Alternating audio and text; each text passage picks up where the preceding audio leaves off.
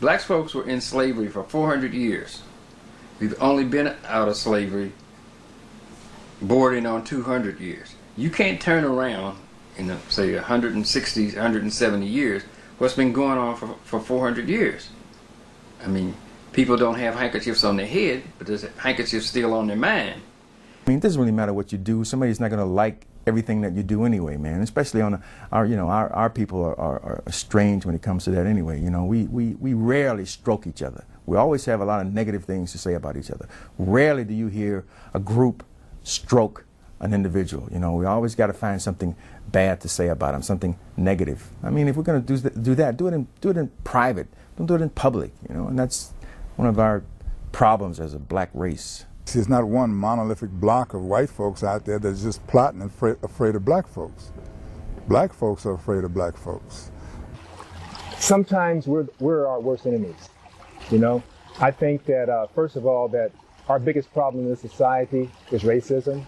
But after that, I think it's us. It's blacks against blacks, our jealousy of each other. So I definitely would say racism is our number one problem. But after that, we're fighting each other all the time. We hate to see one of us get ahead. So I think that's one of our biggest problems. And I think you have a point there that I don't know for a fact that such organizations, NAACP, went to the studios and caused a lot of problems as far as black films are concerned, or black action films are concerned, that there's too much violence. I don't know if this is true or not. I've heard that, but I wouldn't doubt it. The NAACP was coming down, black exploitation.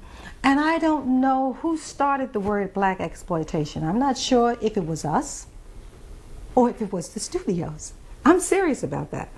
I know I heard it a lot from the organization of the NAACP, which, hey, it was great to have the NAACP. They helped us quite a bit to open the doors. The term blaxploitation was not an accident, and it was not a term created by white people. Blaxploitation was a term created by a black person, a black press agent named Junius Griffin, who was at the time the head of the Beverly Hills NAACP.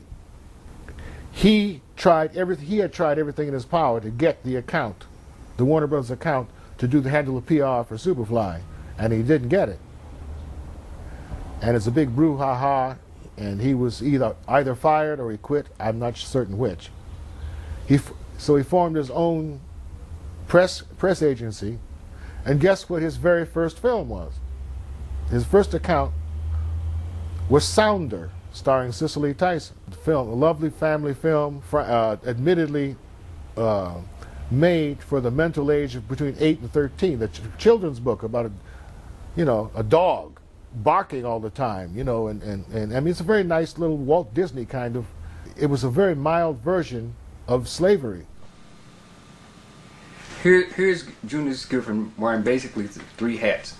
He's president of the Hollywood Beverly Hills branch of the NAACP, coming out against Superfly. He's also getting work as a publicist with the movie Sounder, and at the same time he's starting a coalition against blaxploitation. So he's actually wearing 3 hats, trying to make money over here, but keeping up a continuing to instigate that these films aren't good that are coming out, which is he's labeled blaxploitation.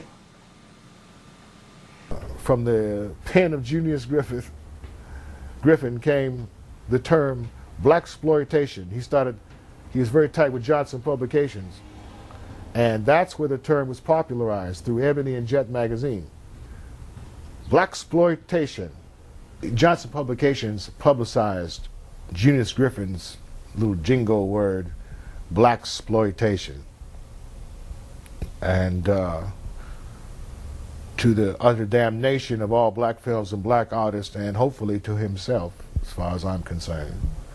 If that's personal, I'm sorry, but that's the way I feel, because this changed not only my life, it changed a lot of people's lives, and unfairly so.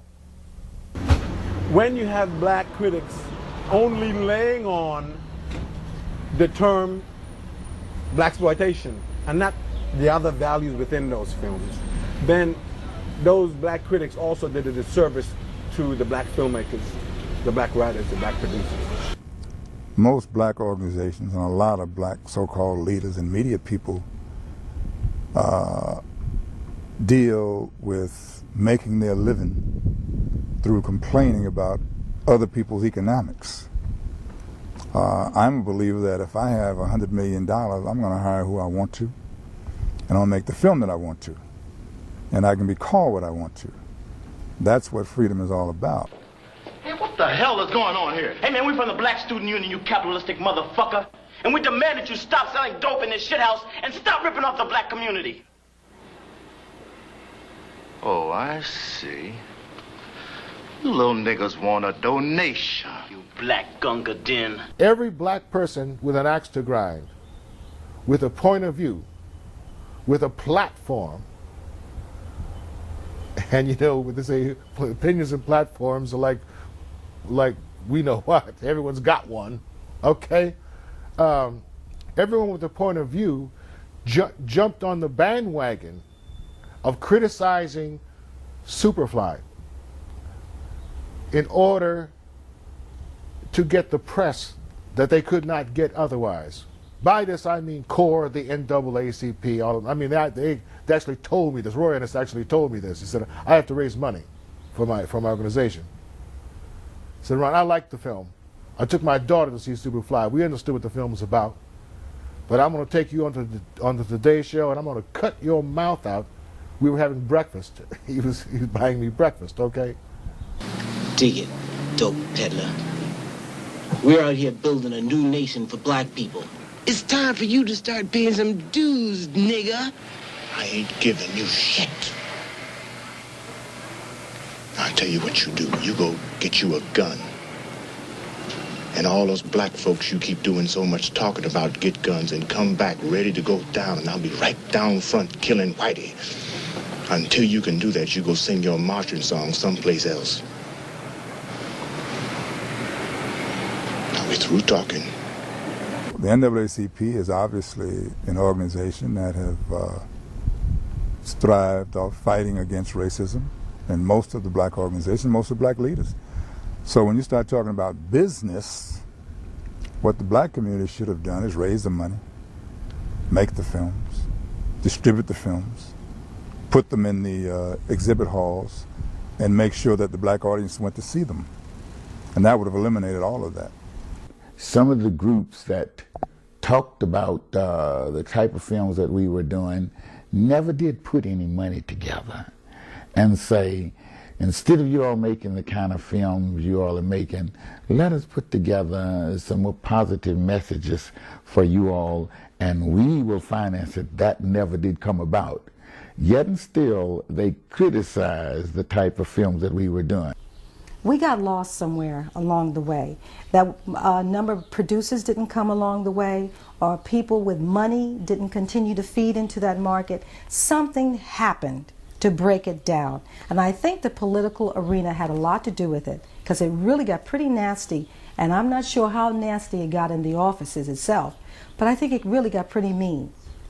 You know, that's my gut feeling. I remember the time, because the time, sometimes my stomach would be in knots, because I would feel the pressure. That whole backlash by our social groups, I think, played into the hands to end that period. And you know, because they said, well, if you don't want to be seen doing that, then you won't be seen doing anything.